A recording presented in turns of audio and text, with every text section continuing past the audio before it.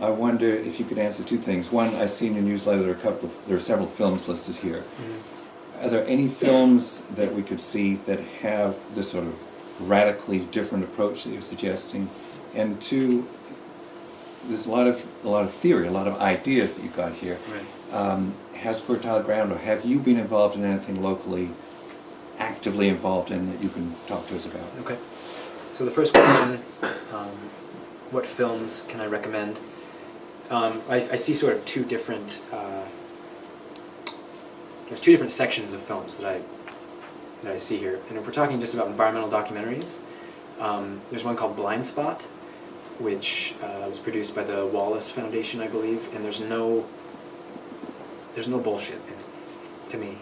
But then on the side of resistance, and there's a film made about MEND, the movement for the emancipation of the Niger Delta. I don't remember. Sweet Crude. Sweet Crude. Mm-hmm. And if you don't know about MEND, in the Niger Delta, the Shell oil company has been over there for decades, and they've just completely ruined the Niger Delta. And the Ogoni people over there have been organizing nonviolently for 25 years to no avail. The leaders of their nonviolent movement were hanged, and so they formed MEND, which was a more militant resistance. And since they did that, they've reduced oil production in the Niger Delta by like 40% or something, or maybe even more by now. So there's that one. There are two films that I like that aren't about environmentalism at all, but they're very much about the feeling of a culture of resistance. And those are The Battle for Algiers and Michael Collins. And actually, The Wind That Shakes the Barley is probably my favorite movie. And The Wind That Shakes the Barley and Michael Collins are about the Irish Republican Army and the old IRA and their struggles in Ireland against British imperialism. And it just shows all these different people working together, all these different moralities even, and worldviews and age differences, who understand that there's this overarching system pressing down on them, and that's how they can work together. And I feel like we need to watch these movies to sort of get a feeling for how we need to be organizing. And so on to your second question, what local organization has Fertile Ground done? It's been very slow. These past 3 years, a lot of it has been building our administration, because if you form a nonprofit, for those of you who have, there's a lot that goes into administration. Probably our biggest project that we've been involved with was in 2009, right? 10? Yeah, okay. We learned that a pipeline from the Alberta tar sands was running through Bellingham, and we learned that the city's franchise agreement with the pipeline company was ending. And so we went in front of the city council and we said, this is what the tar sands is, just so you're aware. It's the most destructive project on the face of the planet right now. We don't want tar sands in Bellingham.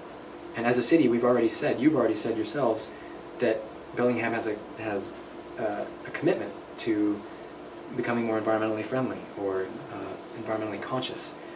But it was sort of a hands-on experience of how power works, because the city was like, our hands are tied. This is a commerce issue. Commerce issues trump municipal issues any day.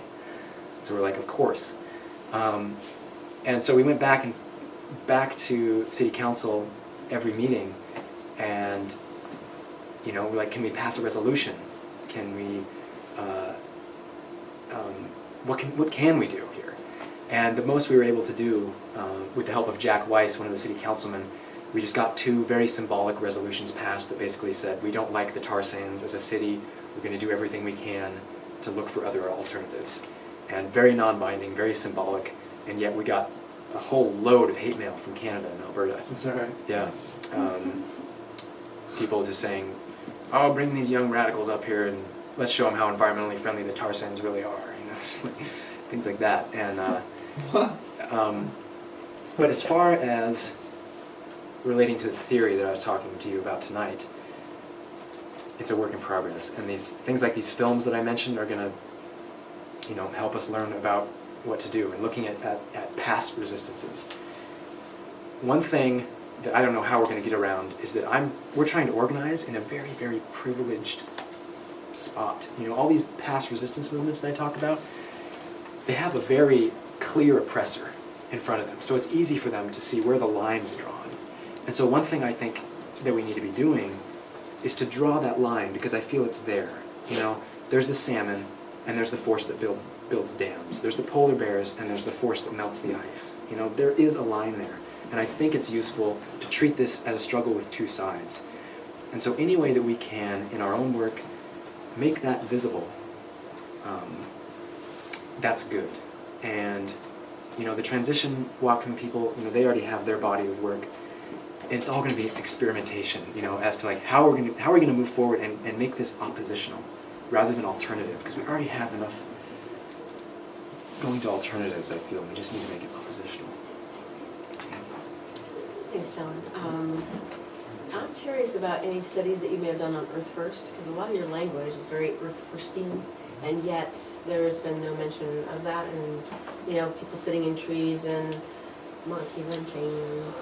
Yeah. So there's a Yeah. lot of your language is very similar to Mhm. that, to, you know, Mhm. we're going to protect the salmon. It's like, okay, well, so was Earth First, but Right. where are they? Right. And the Earth Firsters that I know, that were back in the late 80s and early 90s, they're still in our community and they've been assimilated. Mm. And I've watched their assimilation. And yet I know inside, you know, it eats at them. So I guess what I'm just wanting you to draw that connection. Yeah. Not really, I don't really have a question, just that maybe you can speak to that, I guess. I do know about Earth First, and I mentioned the Earth Liberation Front, which Yeah. sort of spawned from Earth First. And I feel, I was in San Francisco recently giving a talk after a film showing of NCIV, and the people that showed up, variety of age ranges, and afterwards I was talking to a lot of people, and a lot of the older people I think were people exactly like you're talking about, these people who were in that crowd and who just don't have the outlet to be active in that way anymore. And They started breeding. yeah, and so I see, it's like we got to make the space for them to get back on board, because I feel, I was talking to this one guy, and he had so much wisdom to impart, you know, and I could tell, he just laid it on me, like he had no one to talk to for ages, you know, and it's like, this movement that we build, whatever it looks like, it's got to be multi-generational, and we got to have a cohesion between the elderly and the youth, because there's so much wisdom from both sides, you know. So why has Earth First gone dormant, I guess? That I don't you know. That, I mean, for like 20 years. Yeah. It's a huge question to answer. it I'd seems like me. to say something about that, or ask a question, Sure. really. Either way. A lot of your talking points were on the action that we can take and have to take.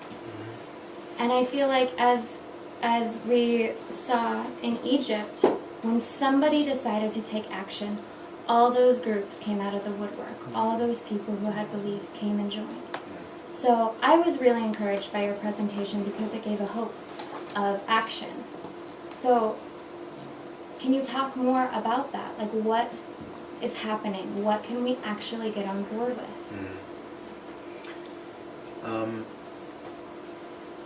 Like That's- dismantling the hosts of power. What does that look like? Right. That's a good question, and I want to emphasize that everything I'm talking about here, the oppositional culture, it's going to be a lot of it from scratch, you know, and again, like I said, it doesn't look like what groups like the Earth Liberation Front have done, just these sort of spontaneous, random, taking down cell phone towers and stuff like that. We have to really, if we're serious and we look at the industrial infrastructure that is causing the annihilation of the planet, we have to be real about what that is, and we have to name it. We have to name it. That's a first step, I think, is name it. And it's a lot easier once you pick a place, you know, and we have to be real about once you pick that place, what will actually save it. And then, I don't know, I'm afraid I'm just going to keep on rambling, because I don't have a really good answer that I think you'll be happy with. But It seems like there's a whole bunch of different groups who are all on the same boat, going for the same goal, who are completely isolated from one another. And they're isolated because the forms of uniting a culture, media and government, have been totally occupied and corrupted. Yeah. So where do we go from here? How do we unify all these isolated organizations? Because that's where the power is. Because there are millions of worldwide organizations. Yeah, there are. And I think, just one more thing, I think it has a lot to do with just even the structure of society. You know, we all live in our houses, and we're going to all go home after this and maybe get on our computers or something, you know, and it's just, there are a lot of things in Bellingham that I really like and I really appreciate it here. You know, there's right across the room right now, there's a meeting about a folk school, I think. And building community is, I think it was underrepresented in my talk, honestly. Because I think what civilization does is destroys community, and I think it does that in order to prevent fighting back. You know, and if I look at other resistance movements, it's always the really tight-knit communities that are the ones to fight back. You know, the indigenous communities or people who have some sort of bond. You know, and you know, there's a lot of work that Transition Watcom is doing. You know, building community and other organizations. I just want to put in the word that the alternative is first step, and then the oppositional has got to be there. And that's what, I don't know what that's going to look like yet, because it's going to look different in every place. But building community and building these new community spaces, maybe starting new spaces where people can come together and have radical conversations or something, or I don't know, it's going to be a big brainstorm that I think we need to have. John? Well, I'd just like to say I'm part of the group Deep Green Watcom, and just kind of give you an idea of some of the things that you can be a part of. We just started up an organization called the Watcom Action Patrol, and that group focuses on basically confronting patriarchal pressures within Bellingham. So we have a downtown patrol that is downtown on Friday and Saturday nights at the moment, basically just keeping our eye out for these different abusive situations and intervening, just being a presence for people. And there's also a hotline you can call for Watcoms, kind of just like a company. We also are helping to form another group called the Bellingham Solidarity Network, which is a tenant right and employer sort of it's based off the Seattle Solidarity Network. So if you're being abused as an employee or a tenant, you can come to us and we use direct action to confront these different either landlords or employers. But I mean, honestly, the larger scope of the organization is, to be blunt, community autonomy, and that basically means creating alternative infrastructures. So what that could look like is, you know, the example of the IRA, one of the first things they did was create an alternative court system. They basically disowned the British, created their own, and they gave the power to it. So that's an example of potentially what alternative infrastructure could look like. David, did you have something?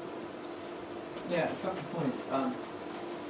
I grew up in the early 70s as a conservative Christian in that environment, and being somewhat environmentally sensitive. And it seemed to me as the 70s progressed, a divide grew, where the conservative Christians became less and less interested in environmental issues, and in fact opposed. There seemed to be an oppositional thing, you know, against environmentalism. And my perception was that it was groups like Earth First that they were seeing on the television news, spiking trees, loggers getting injured. So they're seeing, my people that I was associated with were seeing on TV people that they couldn't relate with, people that weren't like them. And so then they became a kind of an enemy, you know, the us versus them thing. I just felt it's a real tragedy that, you know, there's this whole large segment of the population that